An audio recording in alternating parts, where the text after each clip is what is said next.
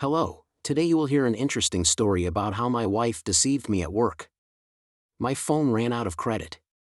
She said, "How could you have such a large limit there? You probably spend a lot on social media, right?"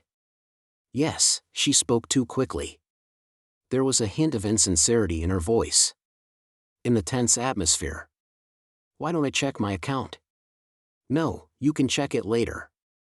Let's go to bed," she declared in a commanding tone. "I have big plans for tonight." I usually take the initiative. She is 42 years old. For her, intimacy is just a marital duty. The next day, February 21st, I went to her personal office at work and found that her text message package was used up. Because she hardly ever uses text messages.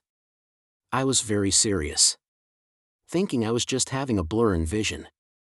I haven't snooped on her phone for a long time. Recently, I've been trusting her more and more. I asked for detailed statistics and found something I didn't want to see at all. A steady stream of text messages to the same number. I looked up the number on the internet and almost immediately found its owner. It was a businessman. My wife used to work in an appliance store. This man, as my wife said, is very decent and respected. Facts speak louder than words. I felt my pulse was over 100. My body immediately, without asking for my opinion, entered a state of tension that lasted for several days. As usual, I got off work an hour and a half earlier than my wife. Paced around the apartment. Then tried to tidy up the wardrobe. That's what she caught me doing. "Why are you so sad? You have no face." "What's wrong? It's okay. I feel a little nauseous." I freed myself from the pain. Postpone the scandal. I need to get her phone. Get rid of my pain, postpone the scandal. I need to get her phone. Wait for her to take a shower. I have a smartphone that I've never noticed. But she always controls her phone. Even when she goes to the bathroom. She would put it in front of the door. "No chance, let's go to sleep." I somehow fell asleep, even though my heart never slowed down. Woke up in the morning, I couldn't stand it. Lying in bed, telling myself I was sleeping. I occasionally look at the electronic clock scoreboard. Then it's 5 o'clock. I got up, got dressed. My heart was beating with a new, already familiar rhythm. They said, I have to sleep with the problem first. Then act on time. I think I might have overslept. My wife couldn't sleep. As I walked around the apartment, she got up and went to the kitchen to peel potatoes. She hasn't cooked any dishes since the evening. This is my chance. The sound of water in the kitchen. I grabbed her phone. Before I even unlocked it, my wife was already standing at the door. "Well, it's 5 o'clock in the morning now. We are in the middle of an argument. Put up with me." The neighbor points to the monitor. I point to the endless messages and ask, "What is this? It's not what it is." It's not, right, no." I quickly realized I had a personal Cooper. I held onto the phone tightly, explaining to my wife. Politely shouting, slightly vomiting. "I will read these text messages anyway. No matter the cost." "They have all been deleted," the wife announced. "When did you start deleting text messages?" "A wife needs to be trusted," she said. Reducing the pressure, she allowed me to unlock the phone. But she tried to seize the opportunity.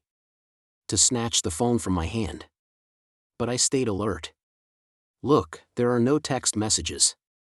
I deleted everything. We were just talking about work. How could you think like this? Give me the phone." But this is just the beginning. I opened a Chinese website on the computer. Proceed from Synoimy. I chose the barcode scanner.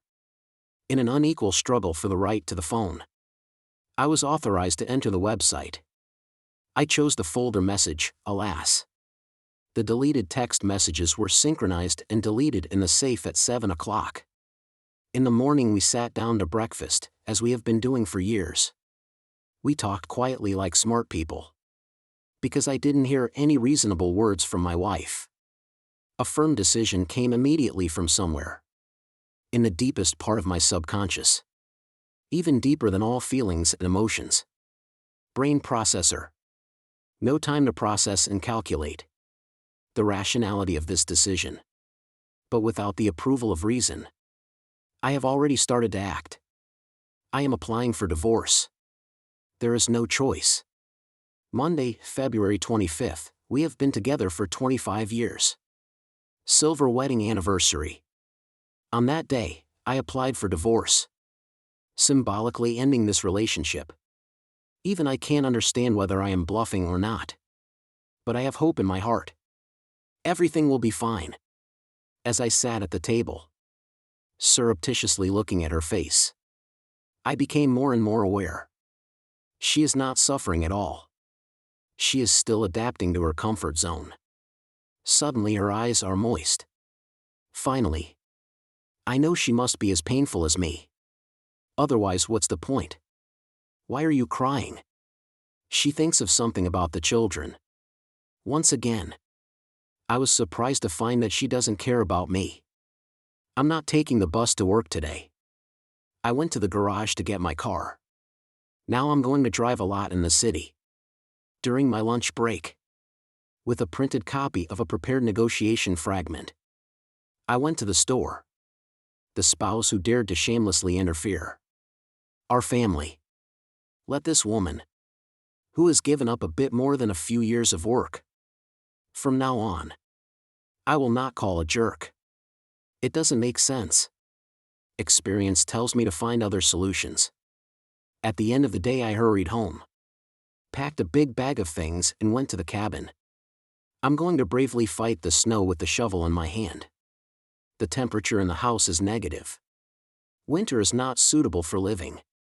The next day my student's son returned to the city. For an unplanned vacation.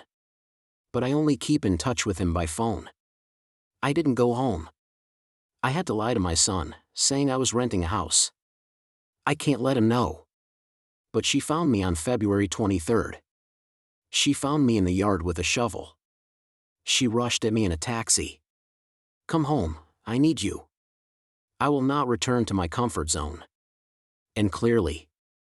Trying to explain to her how we will divide the property. My wife announced that she wants to stay with me here. I made it clear. She can't survive under such conditions.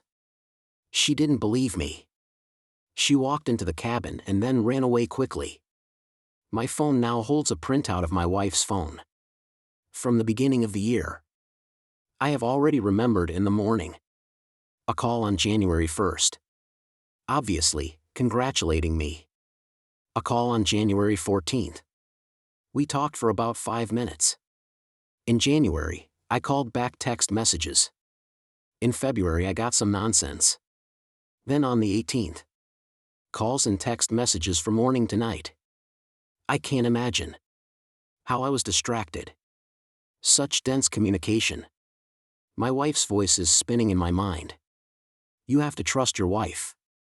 We are just communicating work. You have to trust your wife. In the evening I went to the apartment for an hour.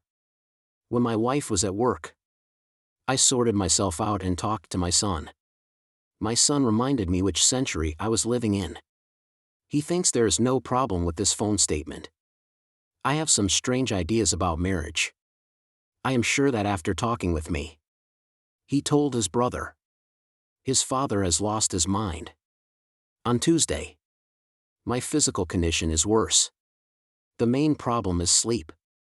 In the morning after the planning meeting, I realized that if I work until evening, I will have a stroke.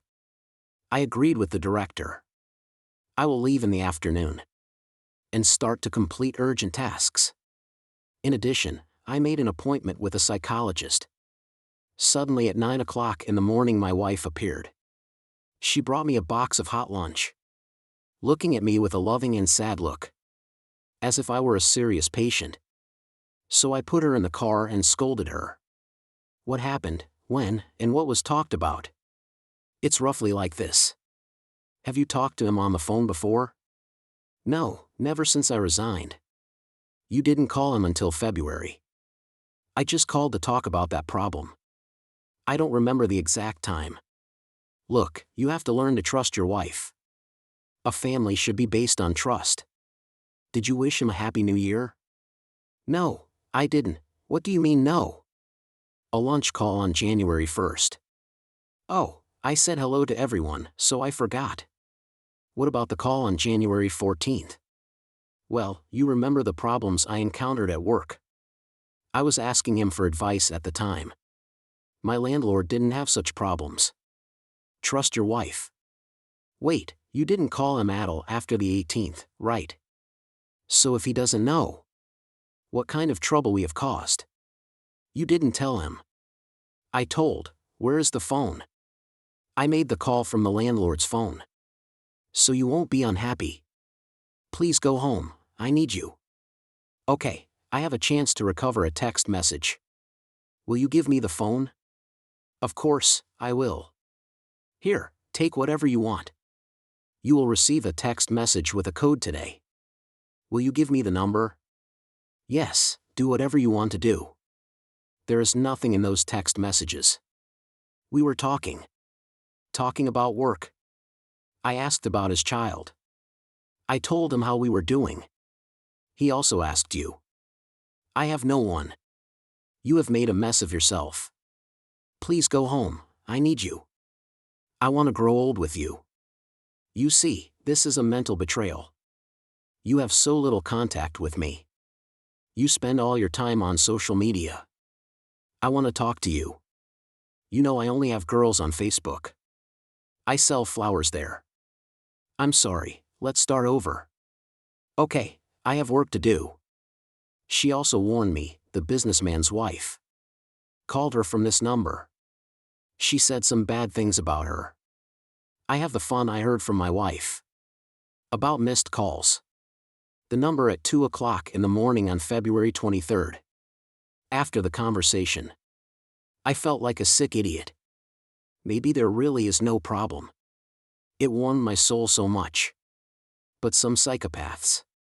Deep down, they force me to act against logic. Not considering anyone. Even if it's not me. After lunch my son was at home. When I entered the apartment, I immediately threw the pillow on the sofa. Only to fall down and forget myself. Sleep, I tried to turn on the computer. I opened a Chinese website, through some miracle. I opened the message folder, no text message request. I looked again. Seeing that all the messages have been deleted. Everything makes no sense. I want to see them. See with my own eyes that I am a sick madman. Back to the normal world. Trust people, make life easier. I tried to close the page. But when I couldn't find my way on the website, I saw the trash button on the menu. I pressed it. All the deleted text messages appeared in front of me. What I saw was a complete surprise. All the details of the intimate conversation between my wife and her lover. As well as details of pictures and peeping. Well, my suspicions were justified. I looked at my watch. I have enough time. It's time to act. The anniversary is only 2 days away. I booked a dinner at the restaurant. And invited all our friends. And acquaintances. I also invited my wife's parents. And my own parents. My wife was very happy and relieved. Then it was the day of our anniversary. The guests gathered and the congratulations began. When they were saying congratulations, the waiter handed each guest an envelope with intimate letters from my wife and her lover. Everyone with surprise and not understanding what happened. Looking at me. I said, "You can now open the envelope I prepared." I watched with satisfaction the change in the expressions on our guests' faces. I saw our son looking at their mother with contempt. But when my wife greedily gasped and pretended to be very sick, the main guest of the occasion walked into the restaurant. All the guests looked intently at the man who came in and recognized him from the photos. The man was surprised by this attention. My wife jumped up in surprise. The day before the party, I sent an invitation from my wife's phone to the restaurant. To her lover, she was willing to agree. As I watched the faces of the guests, only my father smiled at me and said, "Son, you are the best. If you think my wife's lover was not punished, you are wrong." When the lover went home, his things were already packed, because his wife received the same envelope. As a result, my wife and I separated. My child has nothing to do with her. I continue to live a fulfilling life. Thank you to everyone who took the time to listen to today's story. If you like, please consider liking and subscribing. If you haven't, feel free to share your thoughts in the comments below. Take care.